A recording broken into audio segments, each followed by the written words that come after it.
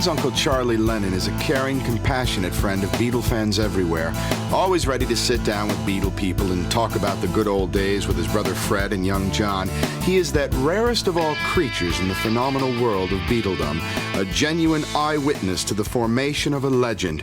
Here he sings an original ballad beckoning back to the first bygone days of Beatlemania in Liverpool.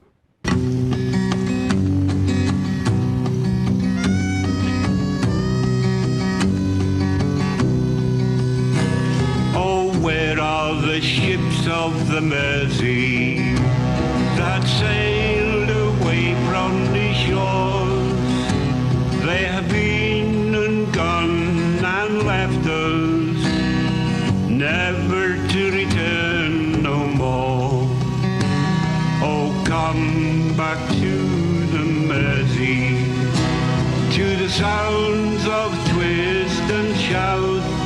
We'll keep a welcome here on Merseyside, of that there is no doubt. Live a bird is silent, it's got nothing to shout about.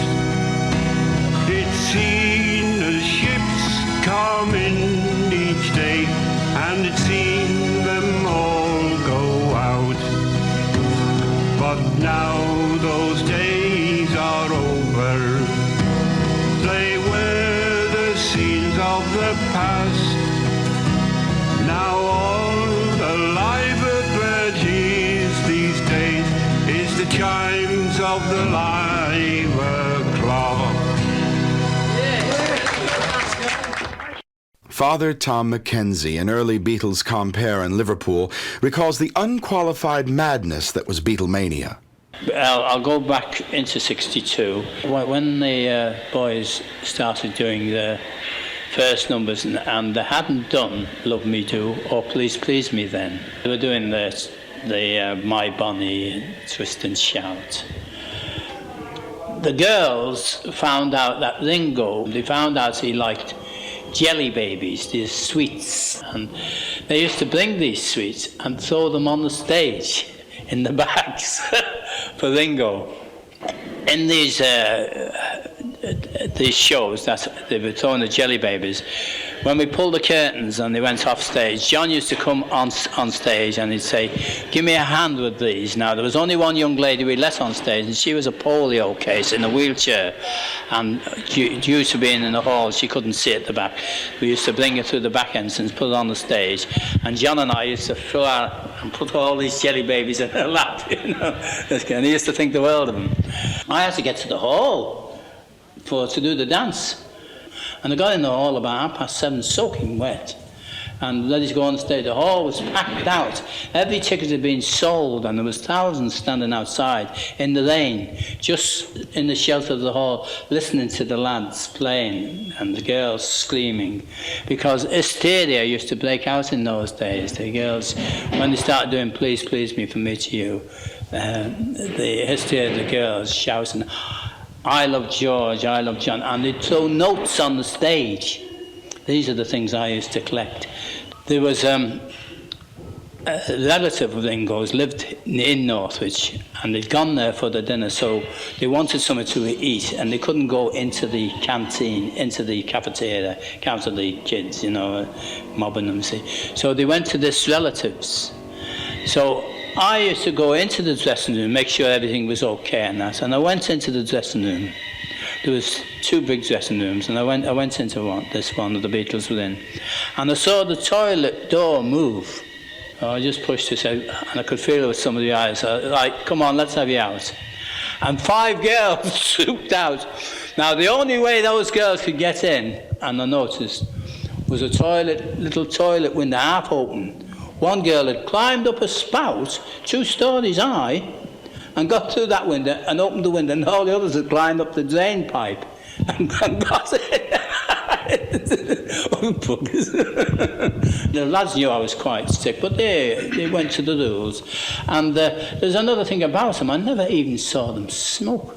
All these stories later on about John and Paul smoking, I never even saw one of them smoke. Not one. Anyhow, they got to the top with Please Please Me from Mitch Ewing, and I was at Buxton Pavilion. Now, it was a very low stage. It was a big round dome, but it went into a bottleneck where they're like pushing all the people into that, you see, follow what I mean? This is all round. And I saw a girl go down, swaying like anything. I jumped off the stage, grabbed her, brought her on stage, and it shows me bringing her around and with the police sergeant on stage, and the Beatles playing behind me, you know. I spoke to Cavern Club announcer Bob Wooler about his memories of Brian Epstein and the Beatles during a 1983 interview in the Fab's hometown of Liverpool. And I met the Beatles. Now, I didn't know them really, but I knew the drummer. This drummer was Tommy Moore. Now, he used to work at Garston Docks on the railway with me. He was older than the Beatles, and he did suffer at the hands of the Beatles, especially John Lennon and Paul McCartney. My fourth meeting with them was in the Jacaranda in December 60, where I met two Beatles in the Jacaranda. And they explained to me that they had been to Hamburg and this and the other had happened. So I was then with a promoter called Brian Kelly, and I said, half an hour spot at Litherland Town Hall as an extra. And they agreed to it, and we fought over the fee with Kelly. What was it? Well, I asked Brian Kelly for £8, and he collapsed, and he said £4. I said, well, there's five of there were five Beatles, you see. Actually, Neil Aspinall was a kind of Beatle. He drove them around. Anyway, after a lot of argy-bargy, it became £6. Now, because I was handling that show, the order of the groups, I was able to give them a very good spot, not an early spot, you see, and not a late spot. I gave them a middle of the bill spot. And of course they transfixed the audience, and that was the beginning of what was later to be coined, not by me, as Beatlemania. Now, of all the Beatles, Stuart Sutcliffe, we used to talk, not just rock and roll, we used to talk about films, books, paintings. He was, as you appreciate, he was quite a painter. Well, it was really more close to his heart than the guitar was, the music. Stuart wasn't a meek and mild person, you know. He could be quite verbally aggressive. So he used to stick up for himself, because John, when he was in the mood, and Paul, they used to shout him down, you see. It wasn't a falling out, it was simply an establishment of a position, of pecking order. Now, lots of things had happened to them, because Epstein was with them, and lots of glowing things were going to happen to them. And in a way, they were rather full of that. In other words, they had rather got out of any emotional feelings for Stuart by then. They'd been coming and going between Liverpool and London. They'd been away on tours around the country. Throughout '63, they actually departed lock, stock and barrel from Liverpool at the end of '63. When Epstein set up a shop in London, where all the publishers and television people are really.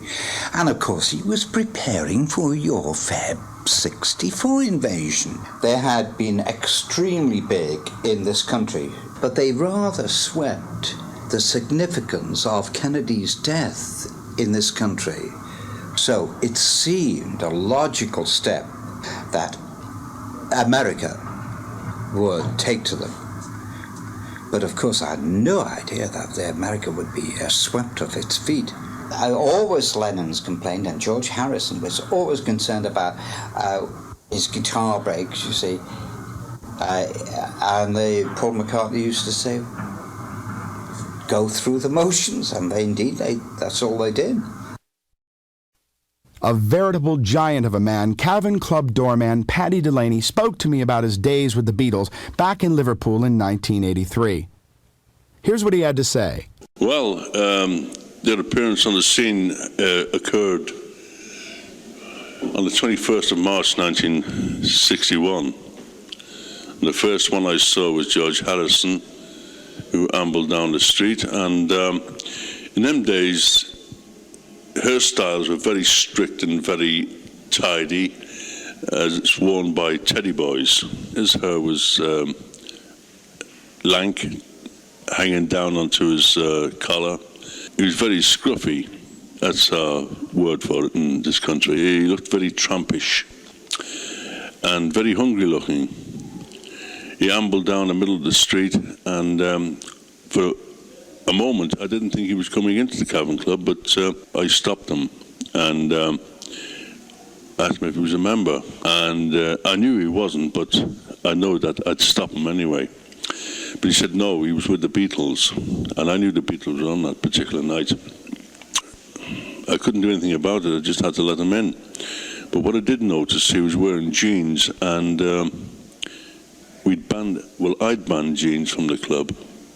About 15 minutes later, Paul McCartney ambled down the street with John Lennon in close pursuit. Paul McCartney was carrying his bass guitar. John Lennon, hands dug deep in his pockets, ambled after him. And I had an idea that they might have been the same because he had the same sort of hairstyle. I let them in, and a while afterwards, a taxi came down the street, and sitting in the back was this chap I later knew as Pete Best. He was carrying the Beatles' two speakers.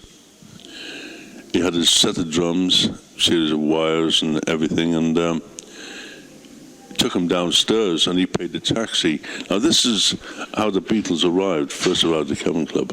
In later years, when I saw groups arriving at the Cavern Club with like big furniture removal vans, two of them, and about 10 men running around moving equipment for 4 or 5 people, I realized that the Beatles actually came from nothing. They came from the earth. And it also matched the music. The music was earthy. Also, the animal magnetism that they had, it was all encased in that one particular moment. They had this thing that if you don't like me, it's just too bad. I'll say no more about it, but I'll tell you this. I saw the gradual build-up from that first meeting up to the stage where a toilet roll was passed down a queue near the height of the Beatles' fame before they went to America. Passed right down the queue, went right down Matthew Street, right round the corner, and there was maybe half a dozen times more than we'd be able to get in the club. And I knew it was my sad duty to turn them away. But I've seen them holding all sorts of objects, all depicting requests. And one of the most outstanding requests I ever saw that happened to get into the club, a toilet roll signed from the very beginning, unrolled, gradually went down the queue and signed by everybody just for one number. Absolutely nobody in show business, before, during, or since, knew how to talk to the press like the Beatles did. With the sole exception of perhaps the Marx Brothers, the Beatles were incredibly witty and refreshing. Although it's all incredibly rare archival material, the Beatles' magic shines through. Here's a press conference in Hollywood to start things off. One question we like in Hollywood, we'd like to know how you compare movie working to, say, the concert tour or recording sessions. Well, we don't compare it much, you know. Would you rather play the Hollywood Bowl again than Dodger Stadium? We don't really mind.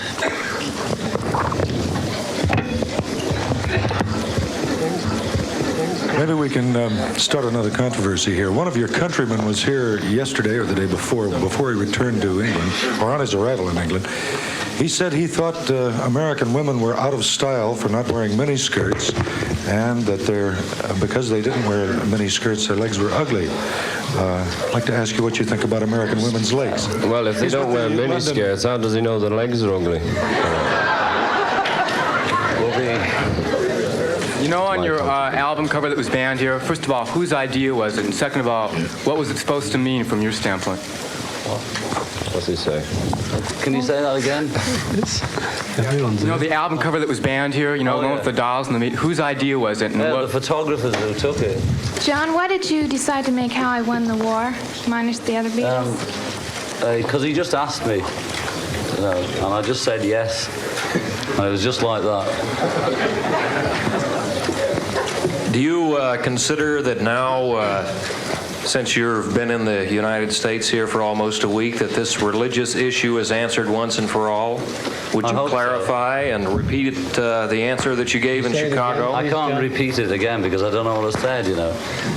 Well, would you clarify the remarks that were attributed to you? You tell me what you think I meant, and I'll tell you whether I agree or... Well, some of the remarks attributed to you in some of the newspapers, the press here, said that concerning the remark that you made comparing the relative popularity of the Beatles with Jesus Christ, and that the Beatles were more popular. This created quite a controversy and a furor in this country, as you are obviously aware. Do you know that, John?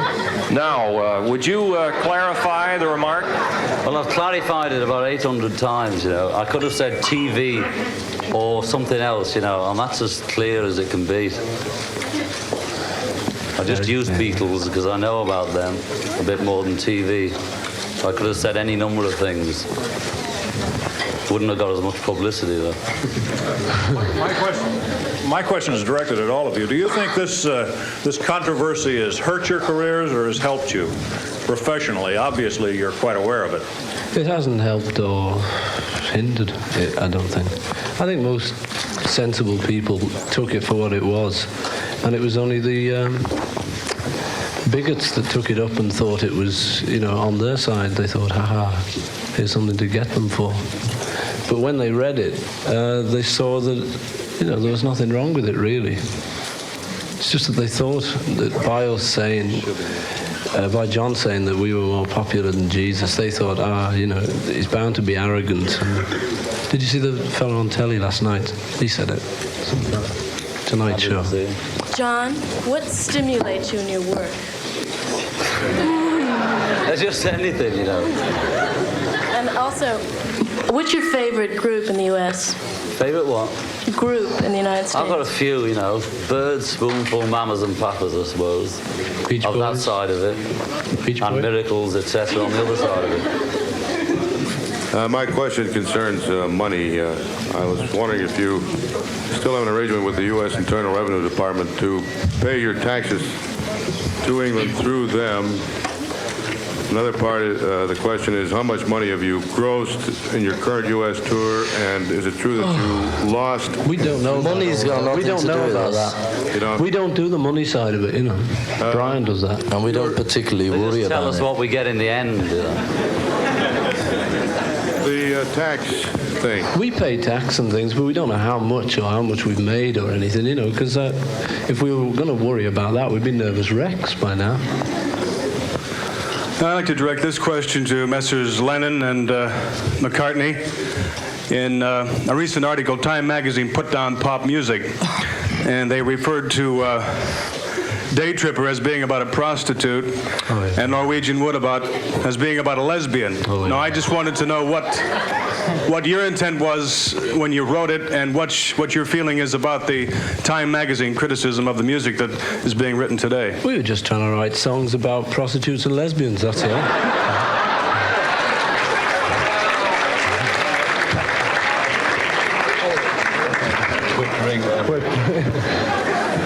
Do you have it? Will you be working separately in the future, or together?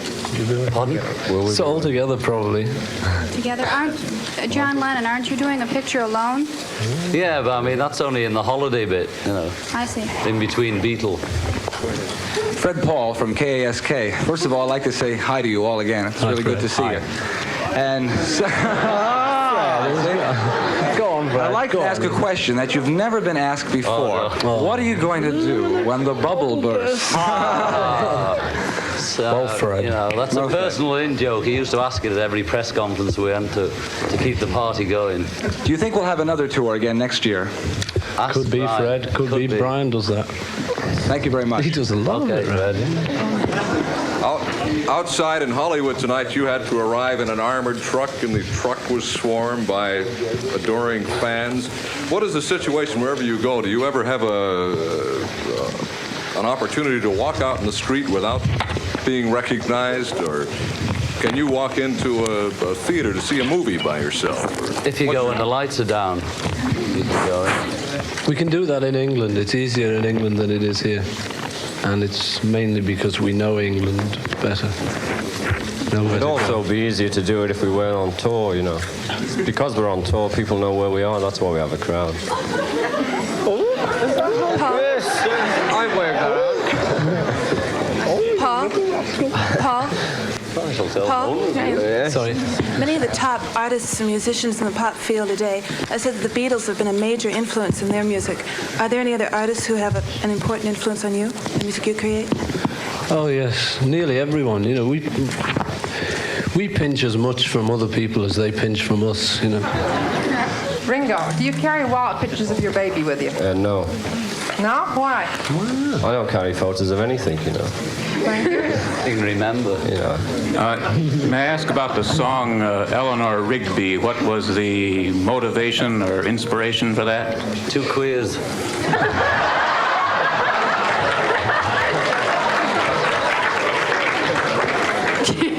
John, did you ever...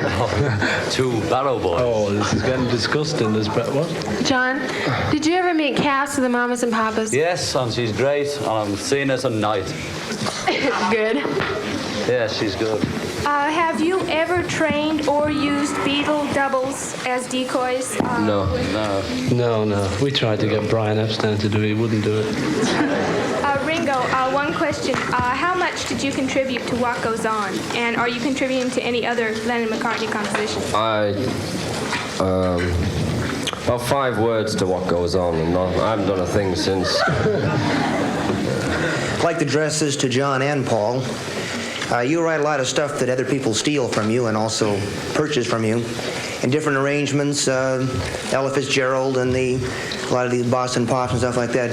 When you listen to this on the radio or records and stuff, how do you feel about them using your pieces and changing them around to suit their styles? Depends how they do it, you know.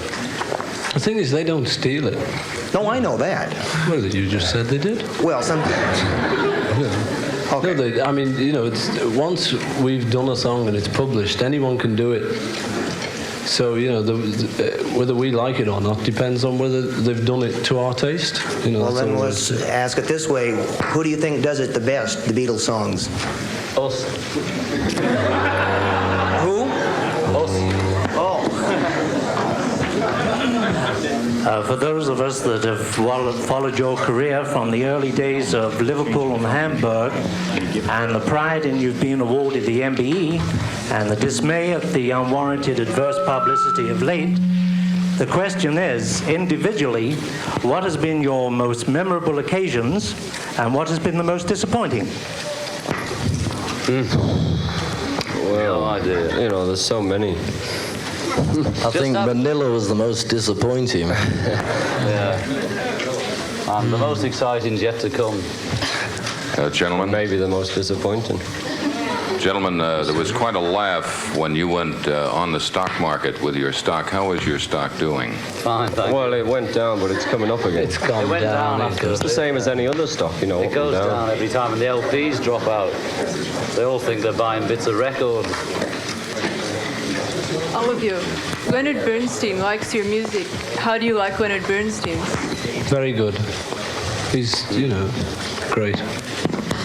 One of the greatest. I'd like to. How has your image changed since '63 Is it a little more, is it the same? An bright and image is how shiny? you see us, so, you can only answer that. You're the only one that knows. Who's that? Oh. It's you. Oh, You. well. No, I want to get your opinion. Is it a little tarnished now? Is it more realistic, or what would you say it is? I know, I have my opinion, We haven't but... got any tags for our opinion. We can't tell you our image, We can only... Our image is what we read in the newspapers, and that's the same as you read, we know our real image, which is nothing like our image. Forget it. And what I meant to say was... take 2 bricks.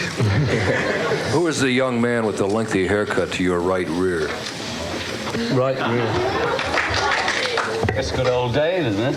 Where is he? Who is it? Dave from the Birds, a mate of ours. Yahoy, mateys. Shy. Do you ever plan to record in the United States, and why haven't you yet? We tried, actually, but it was a financial matter. Bit of trouble over that one. No, we tried, but didn't come up. Politics. Hush, hush. Dice. No comment. Mr. Lennon, is it true you're planning to give up music for a career in the field of comparative religion? No. Is that another of the jokes going on? I'm sure you've all heard of the many beetle burnings and beetle bonfires. And I was wondering, do you think American girls are fickle? All girls are fickle. Well, the photos we saw of them were a sort of middle-aged DJs and 12-year-olds burning a pile of LP covers. This question is directed to Paul and John. You have written quite a few numbers for Peter and Gordon, and I understand they don't like it because they think that it's you writing the song that makes it popular. Do you plan to write any more songs for them? They, if we write songs for, they ask us to write songs for them if we do it. I mean, they don't mind it. They like it, but it's... People come up and say, we see you just getting in on the Lennon-McCartney bandwagon. That's why they did that one with our names not on it, woman. Because everyone sort of thinks that's the reason they get hits. It's not true, really. Gentlemen, what do you think would happen to you four if you came to an appearance without the armored truck and without police? We'd get in a lot easier.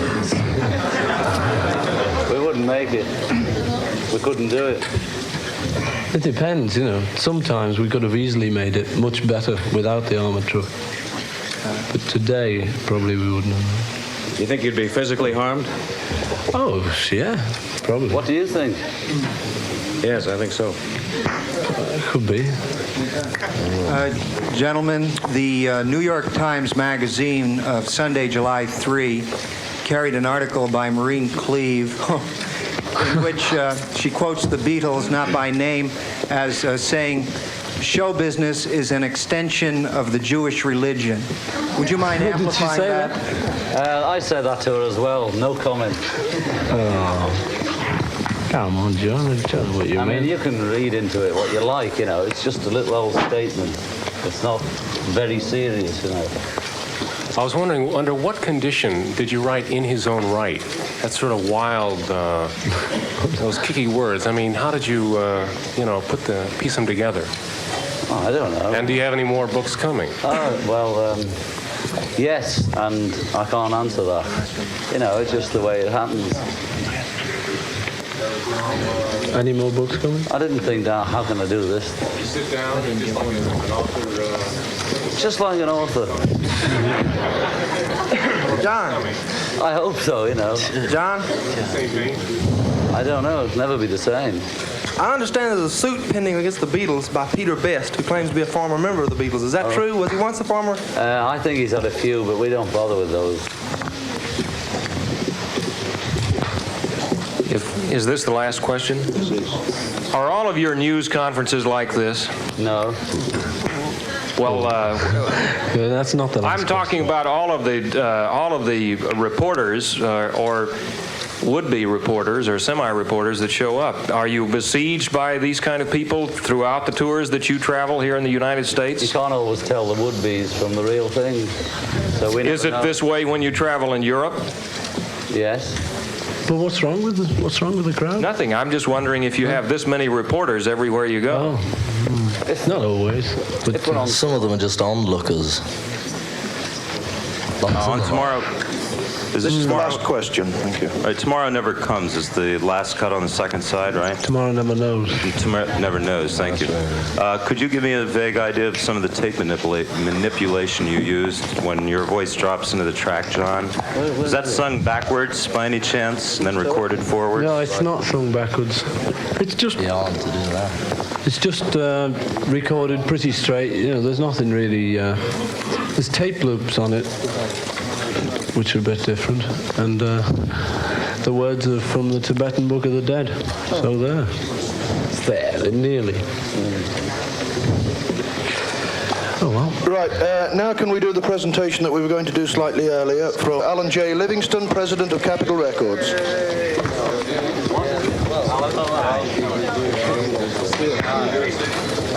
When the boys come here, we always take advantage of the opportunity to present them with another gold record because there's always one or more waiting for them.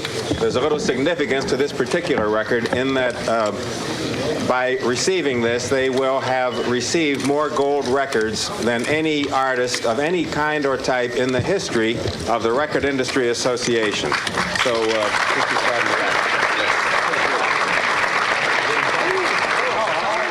this is for a revolver. It's a double-barreled question directed at both George and Paul, who are the two remaining. We're not getting married now.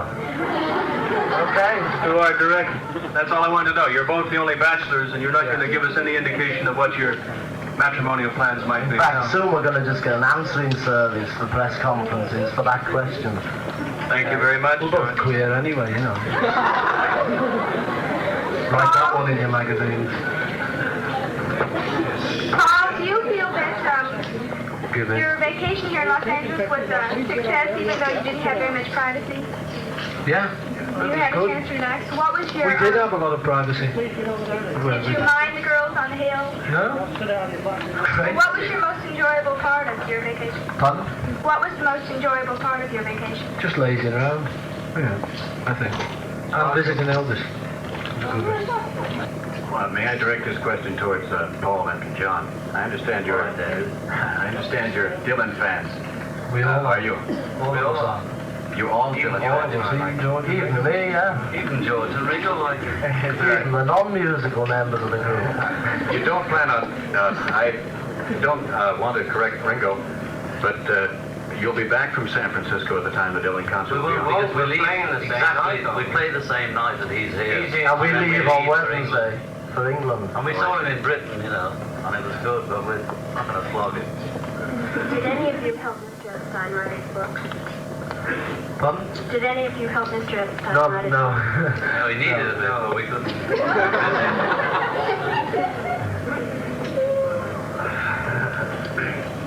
A couple of the tunes in Help sounded as if the sound might be changing just a little, getting even more sort of traditionally blues-oriented. Maybe this is just an opinion. No, do you feel that there's any change in the sound? We try and change every record.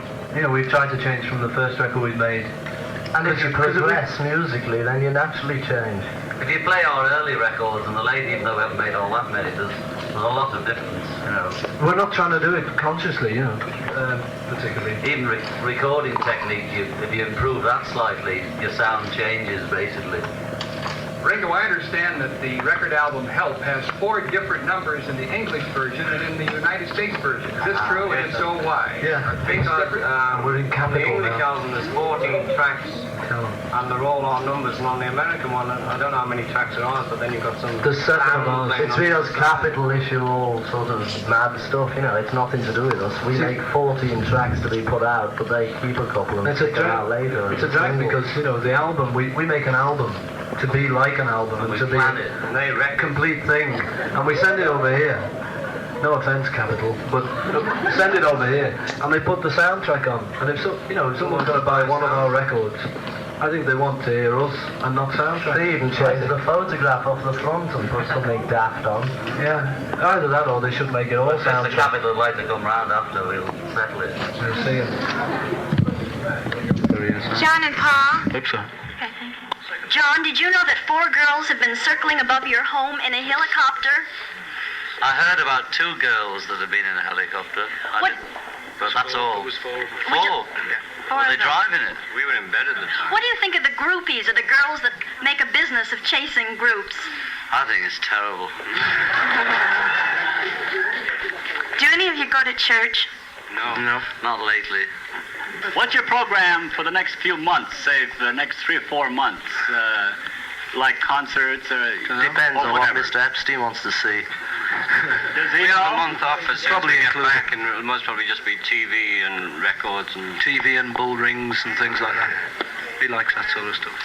There have been some quotes on some radio stations in which you put down the movie magazines. You said that the things that they are saying are unfair, like Ringo always waves, and some movie magazine said that he did not wave, and television proved it. My question is, do you feel that, number one, there is a difference between the treatment that you have received by movie magazines and all other magazines, and teenage magazines specifically? Well, the teen ones and the movie ones are written by people that never leave the office, and they just make it all up, and it's a lot of rubbish. But there's nothing we can do about it, because the libel laws are so peculiar over here. Well, yeah, movie magazines were talking about it, the same kind of thing, But the thing is that teen magazines, like 16 magazine, well, even though the stuff they write is still rubbish, it's not as bad as the movie mags, but it's still rubbish. But there's some great magazines, and some crummy ones like Anywhere, but there's just a few more crummy ones over here, I think. I mean, you've got to admit it. If someone puts in, is Richard Burton dying? I've just read about him leaving the group as He's well. leaving the group, definitely. I mean, definitely what can married you do at one. about that? You can't sue him here. What can you do? It's and you fun can't to read, ring them up and say, I'm not leaving the group, where did you get this from? Because then they get big publicity out of it. So you just got to leave it. But we just keep telling everybody that they're lousy and hoping the kids will gradually cotton on, just buy them for the photographs and don't believe all the rubbish. The thing is, if you read them like fiction instead of fact, it's much better, But you get all these letters, and are you really leaving? Or is Paul married? And have you got 12 wives? And all that stuff, I love them, and it's worrying. It's nice to read I've got 12 wives. John and Paul, in creation of a Beatles song, between inception and actual creation of the product, what's the process and how long does it take? It varies. It's just sitting down and working it out, It can take days or it can just take a couple of hours. Depends on how easy it is. Sir. Pa? I'd like to ask Ringo which country he enjoyed touring the best of everything that he's... America. I enjoy America, It's so different to England. I mean, all the other places are different, but at least you can speak to people over here, In a way, Paul, how do you go about selecting the songs you are going to do for a concert? We just do, on a concert, we just do songs that are known, that's all. So we just pick the songs that are best known. Is there one particular favorite that you do at many of the concerts? We do most of them, most of the ones that we do now. We've done at all the concerts. All our records, us. What group do you consider the largest challenge to your popularity? Could I ask Paul? Yeah. You can ask me, I don't know though. There's a new one every week, Yeah, the Silky, I think. Big challenge there. Socks. Up and coming. Do any of you actually get any fan mail at all, or is it all channeled through your fan clubs? We get one. We get. We get it because 16 magazine prints our addresses in, handily for the fans. Well, do you ever actually answer it, or also do you accept registered letters from fans?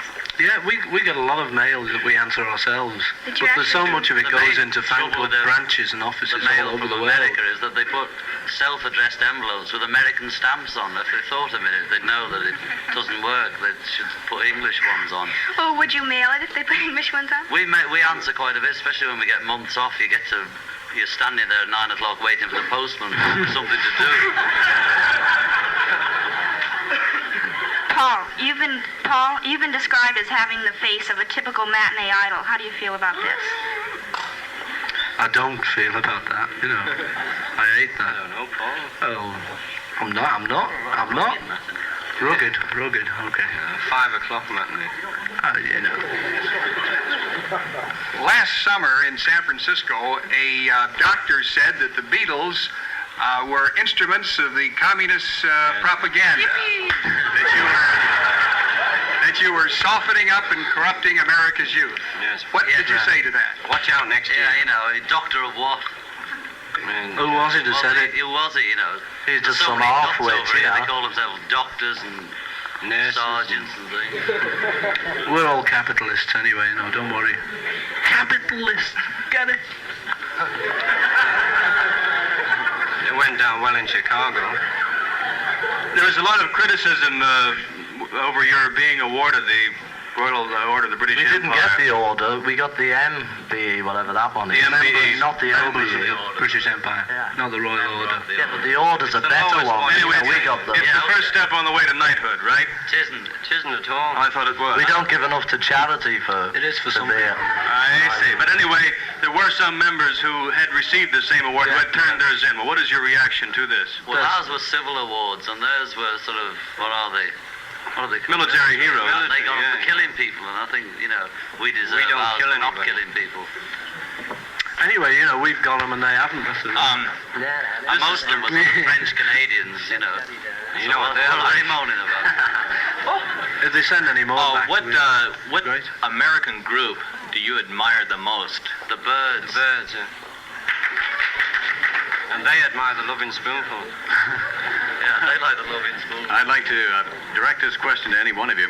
Is it true? We heard a rumor over here that your English, your British version of the last movie, Hard Day's Night, was longer than ours over here. Is this true? No. No. And were there portions, a great deal of the movie help cut? You get the same film as You get anybody else gets. nearly the same film, only we have You to... don't get the same film. I think you do, but the thing is, for America, we have to cut out the word toilet. Exactly the same. Yeah. We have to call it a bathroom for America. Yeah, word. Right, this has to be the last question. That's true. That's true. We have to cut out a few words because they What do wouldn't you think take of it your movie A Hard Day's Night being nominated for an Academy Award? What do you think of that? It's funny, isn't it? That's all There's been a lot of controversy over the fact that since there's so much screaming at your concerts, you don't sort of rehearse them before or worry too much about them. Is that true? We never have. Well, we always sing songs that we know. So you don't Because have we to must know them because we recorded them, so we don't need to rehearse them, do we? And it doesn't bother us. The if only they thing shout we've and got to scream, know as is long as which they're having a ones good we're time, doing. you know. The thing is, you know, we still don't rehearse for places where they can hear us, like on the Ed Sullivan Show. And, you know, when it comes on television, you can hear it. Sort of, you know, much better than at a concert. We still don't rehearse for that. We never have, you know. I read something recently that you are worrying about the Beatles being brought down. Certain people are interested in getting the Beatles over with. I don't know. I think that's a bit of a one that's, you know, I don't really know about that story, honestly. There's nobody, I've never said, there's nobody trying to pull us down. And I agree that if we were slipping, there's lots of people that'd clap hands, Daddy, come home. What kind of people do you think would be interested? I don't know, because they never show themselves until that time arises when it's right for them. Do you feel you are slipping? We don't feel we're slipping. Our music's better. Our sales might be less. So in our view, we're not slipping. Yeah. How many years do you think you can go on? Have you thought about that? It doesn't matter, you know. The thing is, we just try and go forward. And the thing is, if we do slip, it doesn't matter, you know. I mean, so what? You know, we slip, and so we're not popular anymore. So we'll be all unpopular, won't we? You know, we'll be like we were before, maybe. And we can't invent a new gimmick to keep us going like people imagine we do. Didn't you say that Britain is becoming a police state? Oh, I'll tell you, we've really been putting our feet in it lately.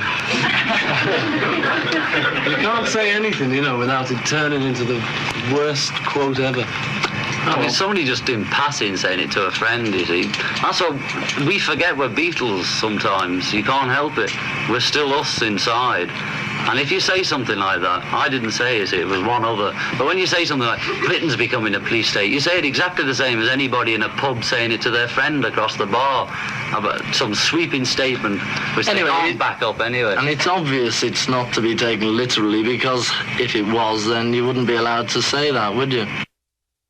Oh, I'd like to ask you, with your music and your lyrics, do you write the lyrics or do you write the music? Is John, is the other way around, John?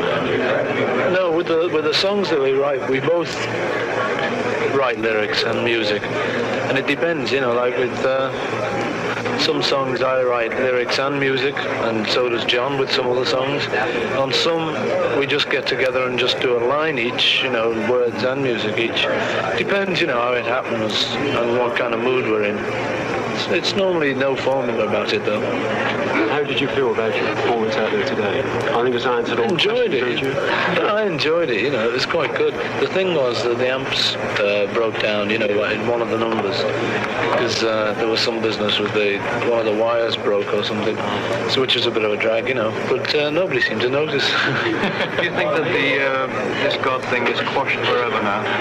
Well, it should be, the amount of time we've spent on it, and I don't know, all last night, trying to explain to everyone about it, so we didn't really mean it like that, And I think, from what I've seen of the people who've heard what we had to say about it, they seem to think it's okay now, It should be, because, I didn't think it was ever un-okay. About the Revolver album, the Indian sounds that you're getting on it, who is mainly responsible for this side of the Indian sounds? The Indian sounds. George. Yeah. George has been stuck. Definitely, mainly George, because we started off, just hearing Indian music and sort of listening to things, and we liked the drone idea, because we'd done a bit of that kind of thing in songs before, But George got very interested in it and went to a couple of Ravi Shankar concerts, and then he sort of met Ravi and sort of was knocked out by him, and thought, like, just as a person, he's an incredible fella, he's one of the greatest. And he thought he didn't know that George was serious about it, and so when he found out George was serious, he was knocked out too. So the two of them are having a great time.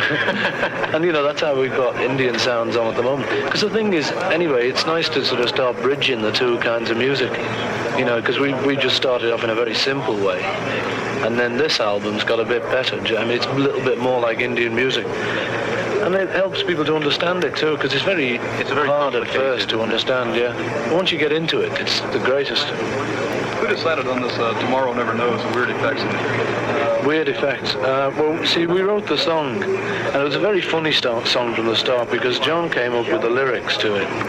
And he'd just been reading Tibetan Book of the Dead, and he was dead impressed by it, very impressed. And he decided that he'd write the song, and we only had one verse. I think we stretched it to sort of 2 verses, and we couldn't think of any more words because we'd sort of said it all what we wanted to say in about 2 verses. So we had to try and work out how to sort of do it and how to make it different. So I decided to do some of those loops that I'd been doing on my home tape recorder, and they're just tape loops, and I'd been making them. So I just took about a bag full of 6 tape loops to the session, and we just tried them and mixed them in and brought them in those places. And so I suppose it was sort of vaguely my idea, that bit of it. Did you find opposition from people who want you to play to the teenagers? Yeah, well, the thing is, you see, we've kept quite a few songs on the album. If we just suddenly did exactly what we'd want to do, in fact, I think actually at the moment that is what we want to do, what we've done on Revolver. But if we did like all the way out things, I suppose people think they're way out. I don't actually, but that kind of thing.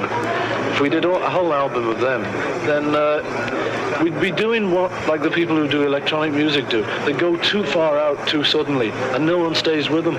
Everyone else is left behind because they're miles out ahead, sort of digging all this electronic stuff. But in fact, what we've tried to do is like do the last album, Rubber Soul, a bit more towards that, then this one a bit more, and the next one should be a bit more. And if people stay with us, it's great. Lovely. Who decided the 2 tracks to go as the single from Revolver? From the LP? Yeah. I think we all did, I think it was a case of, we knew that when the album came out, there would be quite a few people going to cover it, so we thought we might as well have the hit, I think another Rigby will be another Yesterday. I don't know, I don't think actually, the only thing that's similar to Yesterday is the fact that there's violins and stringed instruments on it. Apart from that, I think it's nothing to do with it, Completely different kind of tune. I think it's better in a way, but I sang yesterday better. I sang Eleanor Rigby terrible. Wow, nonsense. Very much. No, it's you listen to it, and it's. Listen, we well. Okay. Actually, then, Paul, what your music now is improving every time, and you're making the lyrics more interesting also, aren't you? Well, see, that's the thing. I mean, if we stayed where we were in, say, 1960 when we were doing Love Me Do and then Please Please Me and From Me to You, which was one kind of thing, it was a kind of thing people liked. The thing is, if we did that now, I think our fans, the kind of fans that we got now, wouldn't like that too much, because it would be going back and it would be retracing your steps, And also, from our point of view, we're never going to do that. Because, I mean, if we ever have to do that, if anyone suddenly says, you're going too way out and you've got to get back to then, well, we'll give up, Recently, at the last press reception, which I didn't think it was too grand, we had in Washington, that is, the questions that were asked, one of them said that were on about the crowds at the stadiums just recently, and they wanted to know how you felt about it, because they were, say, 20,000, 25,000, where before you used to get more. But yeah, I don't mind about that. The thing is, the people keep saying to us, look, your record sales have gone down and your concert appearances have gone down. But the thing is that compared with anyone else, they haven't. And the only people who set the records beforehand were us, for the concerts. But apparently, at the moment, we still play to more people than any other group does. That's correct. And so, I mean, that doesn't worry us, because everyone else goes down in proportion. I mean, the only time if we were going to be worried by the whole sort of rat race, which we're not, it doesn't really worry us. But if it did worry us, it might be when, for instance, another group started selling more records or more seats than us. Then we might get a bit worried, But this doesn't worry us at all. We're still doing fine, But don't you think that the time when it comes, when there'll be no more open-air performances or indoor performances for you, that your records will still be going on selling even 10 years from now? Well, I don't know. You see, this is the thing, actually, that we are more interested, really, in making music than we are probably in actually performing it, because we're not very good performers, we haven't ever been able really to do what we've been able to do on records, on the stage. And also when we play these big concerts, it gets a bit more impossible each time to sort of get over to the people what you're trying to get over. So we're tending a bit more to get this over on records, in the lyrics of words and in the lyrics of songs, I mean. So that I think that's getting a bit more important, and I hope it does go on for about, as long as you like. Well, actually, then, with your recordings and also coming about your open performances, you're improving yourself each time. Well, I hope so, I think probably we are, But, yeah, we're trying to anyway. Speaking of back home in England, Paul, where is it you're exactly living now? Is it in the centre of London or out on one of the counties? No, it's just about 2 minutes outside London, in St John's Wood, St John's Wood? Yeah. You're not living in Weybridge or Esher with the other lads? No, well, you see, the kind of house I wanted is only exists mainly exists a couple of minutes out of London. And also I like cities, so I got the house there. I mean, I did think, obviously, I ought to sort of go out to Weybridge and things, but I mean, I've talked to the others about it since, and we've all decided that it would be silly for me to buy a house in Weybridge that I wasn't very keen on. Just to sort of go along with the whole thing. And we can still get to see each other dead easily. I mean, we only live sort of at the most, say, half an hour away from each other. So we're still in pretty good contact, and if I want to go out for a swim, I go out to their place. Oh, marvellous. Well, now, when you get back home from this tour, will you be taking a holiday, say, Spain or somewhere like this? I don't know, actually. I may do. We've got a few weeks off, But I know, see, for instance, we want to do a record for Christmas. We want to have a record for Christmas, so we've got to start thinking about that now. We've got to start thinking about the next film that we do. So there's a lot of things, it's like these people who start opening Christmas clubs in June. We've got to start thinking about things like that now. So it'll be a holiday, but I think it'll be a holiday in which we'll be trying to think of things for when it isn't a holiday, But, I mean, we'll take it easy. I heard you took a trip to Spain before once, didn't you, on holiday? I didn't go to Spain, no. I tried once to make Spain, and John and I were going to hitchhike, but we hitchhiked down from Liverpool. We didn't hitchhike, no, we got the train down from Liverpool because we thought, well, we won't hitchhike the first bit. And we got the boat over to Paris, and we got the train into Paris because we thought, well, it'd be too hard to get a hitch here. And we just stayed in Paris all week. Eventually, I mean, all the time trying to get out of Paris and make Spain, you know. We never made it. We just flew home at the end. Real lazy hitchhiking holiday. By the way, I'd like to ask you just one more, because what do you think about the other night at Cleveland when we had the great rush of the young people there for the show? Well, how do you feel about that? Well, the thing is, you see, that I was talking to someone about our shows, and I was saying that the great thing nowadays about our shows is it's a completely different thing from what it used to be. It used to be that we performed and that everyone sort of sat back and listened to us in the very early days and occasionally sort of joined in.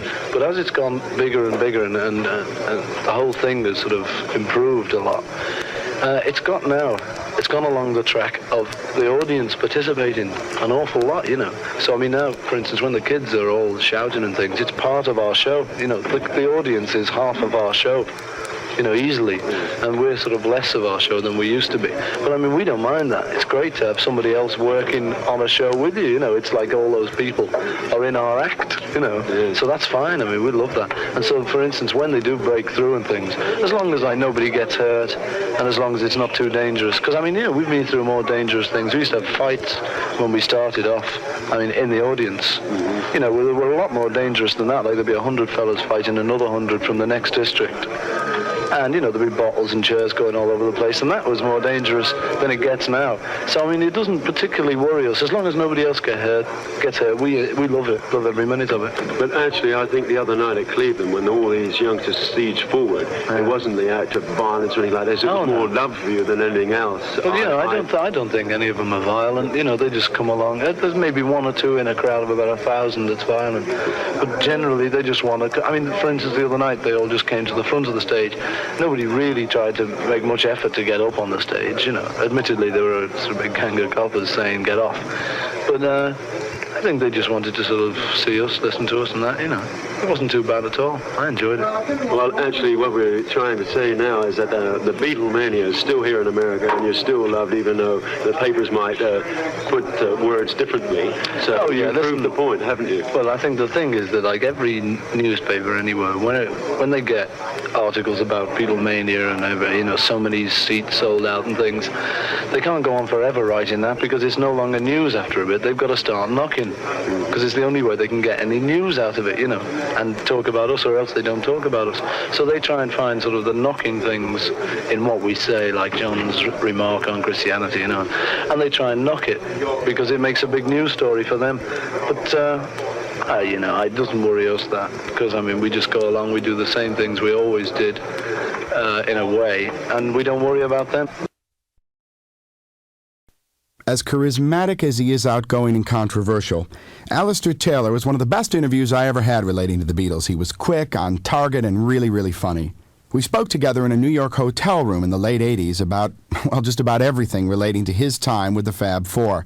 Long since having left show business completely, Alistair looks back on his time with the Beatles with a mixture of regret, deep emotion, compassion, and, as I said, a great sense of humor. We began our conversation by discussing the untimely death of Brian Epstein. Yes, I don't think, you know, there's a lot been said about how he went around saying they were going to be bigger than Elvis and all that. I can't remember it being as blatant as that. I don't know what the right word is. I mean, we were enthusiastic, he was, and we went for lunch that same day, and we sat and we talked and what we should do. But I think that the great excitement came a little later when it dawned on him that he'd signed them. You know, it was just something new. It was fun. I mean, he came, and twice I had a phone call from him saying goodbye. He was committing suicide, you know. And I've often said, in many ways, I would have been happier, I suppose, if he had committed suicide. You don't think he did? No, he didn't. What happened? Accidental death. I was there, behind the doctor, 30 seconds. You see, this is the times I have been asked the question, why did he commit suicide? And I want someone to tell me where it is said that he committed suicide. The verdict by the coroner was accidental death.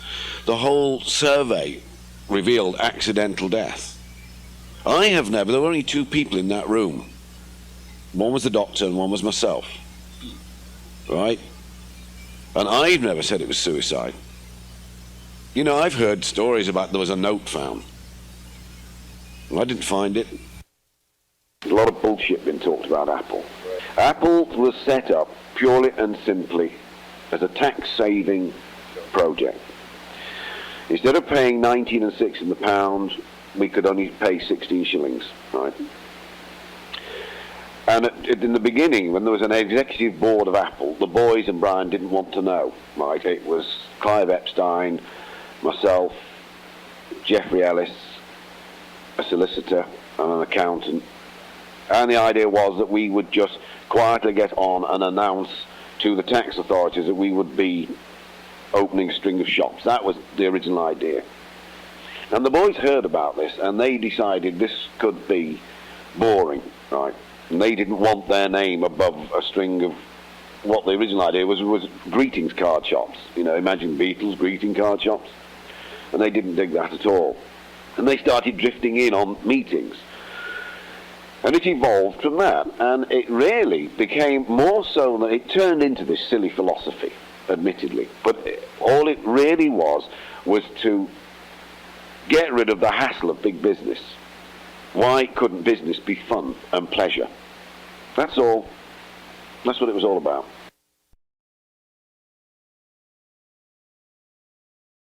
In mid-1994, Harry Nilsson, that famous singer from the 60s and 70s, passed away at home of a heart attack. Like his good friend Keith Moon before him, Harry had lived many lifetimes within his short years. One of his most famous roles, though, was as John Lennon's best friend, a relationship he coveted right up until the day he died. I spoke to him about John, the Beatles, and much more at an anti-handgun rally in New York. I had to hold Ringo's hand for a week. You know what that's like? No. It's like saying, listen, man, if I could take it from you, I would. You know, but I can't. But if I would, I could. I just can't. There's nothing I could do, but let's do something about it, maybe, you know? Let's put an end to some of the stupidity. Ringo and I speak a couple times a week. We're very, very dear friends. Good night, Ringo. Sleep tight. He's my pal. He was best man at our wedding. He's one of the dearest friends you can have in life. He's godfather to our children, and I hope I'm his best pal in life. You know, George and I are very, very good friends. Paul is just Paul. I don't know. I've known Paul over the years, but I don't know him like Ringo or George. You know, I knew John a lot more than Paul. Paul is an amazing guy. Smokes his joints and whistles his way through life. You know, God bless him too.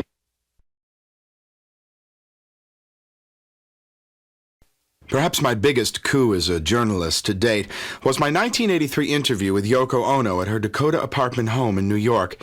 Here's a brief snippet of our conversation. After John died, somehow when people called me Mrs. Lennon, I felt good about it. You know. When people write to me saying, well, you know, we're grieved over John's death and we just wanted to know how his widow was doing or whatever, you know, and that would have maybe made me feel a bit strange 2 years ago, you know. Mm-hmm. But now I'm grateful that people are writing because they love John and concerned about, by the way, his family. That's fine. Yes, I am, by the way, family, you know. Let's say that it mellowed me in a way. As Yoko Ono, I'm very mellowed to the point that, yes, it's all right that I am Mrs. Lennon, you know. And it's a nice new feeling that I'm sort of enjoying. So that independence thing is rapidly sort of disappearing. Yeah. And if John thought of it's all right, and that's why I slapped it on my album, that's fine. Thank you very much, John. You know, that's the feeling. Part of us, of course, John and I felt that we know it all, and it seems like we know about enlightenment and this and that. So there was that arrogant side of us, and this was like a big hammer from above saying, well, just remember you don't know it, you know. There's a lot more to learn. And, you know, I feel that now John is helping me through Sean. By his actions over the years, Paul McCartney has made it clear he very much enjoys the slightly hallucinogenic, relaxing effects of marijuana. As if to prove the point, he has been busted for possession of the naughty herb on several occasions. In this never-before-released clip, he defiantly gives his views on the matter after returning from a holiday in Barbados, where he was once again busted in his deluxe rented villa after being blown in by a rather unscrupulous local dope dealer. Do you think it's going to give you a problem getting back into the United States? Well, I hope not. I jolly well hope not. Who shot you? Who shot you? I've no idea. Who shot you in the church? I've no idea. Do you have trouble getting got that from the news? Here? Oh, what a good stuff. Oh, no, get out of here. Hey, can we get one thing straight? That whatever you think and whatever you think I've done, this, I'm telling you, this substance, cannabis, is a whole lot less harmful than rum punch, whiskey, nicotine, and glue, all of which are perfectly legal. What about your children? What about your children? I would like to see it decriminalized, because I don't think, in the privacy of my own room, I was doing anyone any harm whatsoever. Do you think they send you to drugs? Are you? I don't take drugs. I never have taken drugs. Are you going to? No. Were you worried about being... Never again. Were you worried about being... What follows are snippets from Paul's many colorful press conferences from around the world, held during the course of his wildly successful 1989-90 world tour. There's been a flood of unreleased Beatles recordings, very high quality, the ultra rare tracks you probably heard about. Yeah. What are your feelings on that, about the release of those things, and would you like to see EMI release them officially? That's kind of a difficult question. You know, it's like... as far as the Beatles were concerned, we released all our good material, except for maybe one or two little things that we just, at the time, we didn't like. There are one or two tracks that I think are worth looking at. Leave My Kitten Alone, John sings, which I think that's very good. There are a couple other things we do. But in the main, we released all our best material, so... But, you know, it's like memorabilia. People just like it, you know, even if there's like a track that was the take we didn't use or something. So I suppose, you know, if people are interested, it's fair enough. I mean, I don't get uptight about bootlegs, you know, what are you going to do? Is this guy going to go into the studio with you? I'd like to, yeah. We'd like to do that, you know. It's the same thing happened to us in the early days with the Beatles merchandising.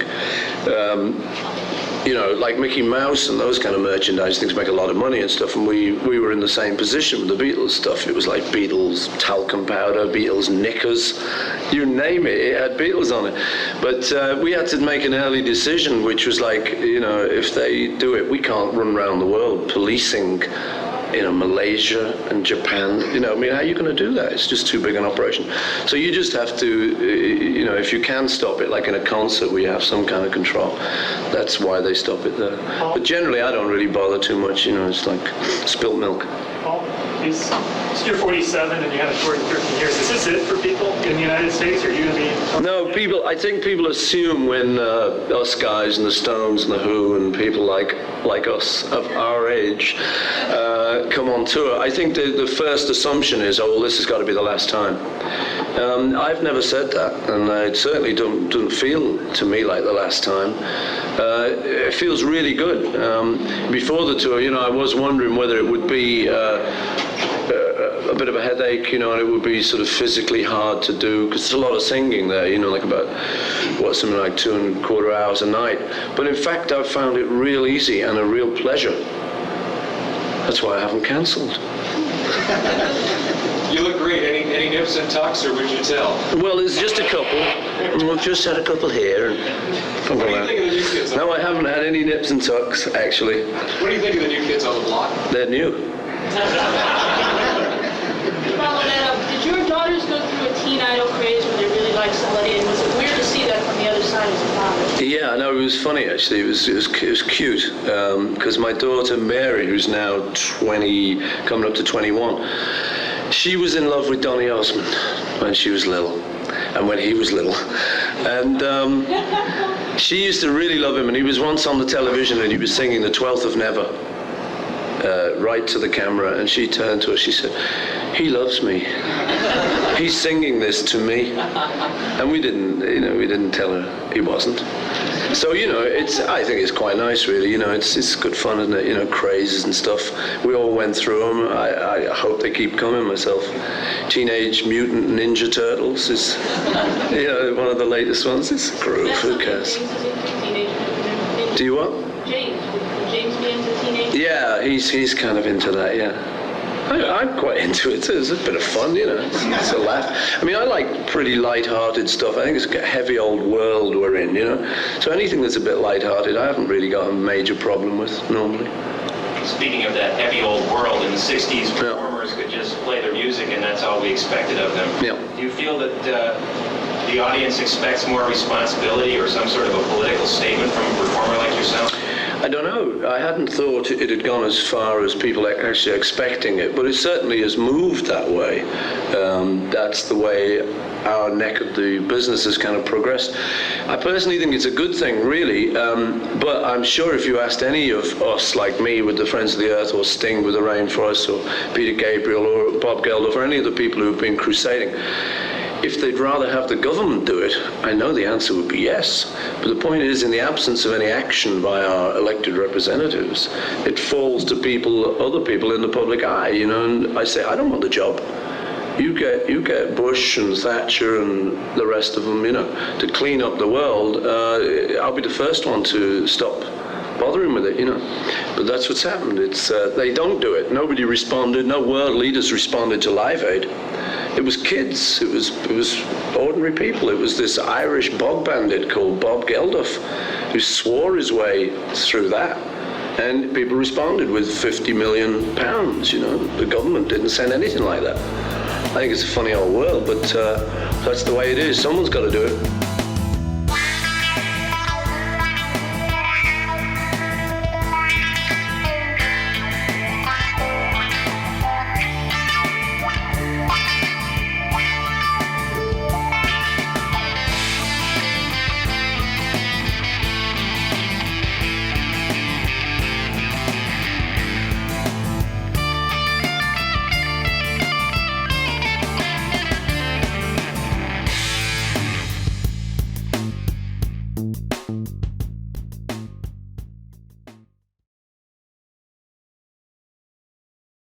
Geoffrey Giuliano is the author of some 30 internationally best-selling books on the Beatles, John Lennon, and other iconic musicians of the 1960s. In 2006, his book, Paint It Black, The Murder of Brian Jones, was made into a film by Stephen Woolley and Nick Powell entitled Stoned, The Wild and Wicked World of Brian Jones. It remains a cult classic and the only film bio of the Rolling Stones. Giuliano is also a veteran journalist, having written for dozens of high-profile newspapers and magazines, including The Sunday People, The Daily Mail, The News of the World, The Mail on Sunday, Playgirl, and Rolling Stone.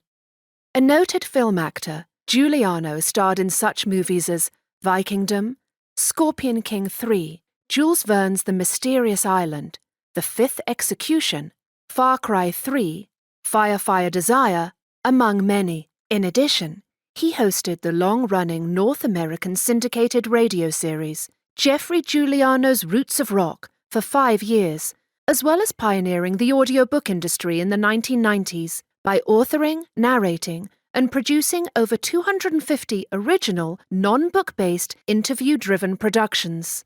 Giuliano's publishers included Random House, HarperCollins, Delta Entertainment, Durkin Hayes, Playaway Audio, Speechworks, and B&B Audio, among dozens more internationally. In 1998, Random House acquired his firm Tribute Audio, for which Giuliano acted as CEO and publisher for 5 years. His best-selling audiobook, That Fateful Night, True Stories of Titanic Survivors in Their Own Words, was nominated for a Grammy. In 2014, Geoffrey Giuliano founded Icon Editions and G2 Media Arts to market his updated works as well as publish new projects. As a visual artist, Geoffrey has been showing in galleries across America since 1977, garnering impressive reviews. His first professional assignment was designing several T-shirts for The Who's Pete Townsend in 1976. Geoffrey also designed and illustrated many of his original rock biographies for the biggest publishers in the world from 1984 to 2006, as well as designing for his pioneering record label, Samba Records, in the mid-1990s. From 2006 to 2011, Geoffrey was also the primary designer for the French fashion house Cotai. When Giuliano first conceived of creating his own literary imprint, Icon Editions, he became responsible for illustrating and designing 35 book covers, several hundred CDs, DVDs, as well as dozens of promotional posters, and eventually an entire collection of exclusive fashion and art. The expansive Design by Giuliano brand grew out of Geoffrey's impressive commitment to the arts and is the culmination of a lifetime's work by an extraordinarily talented and determined Renaissance man.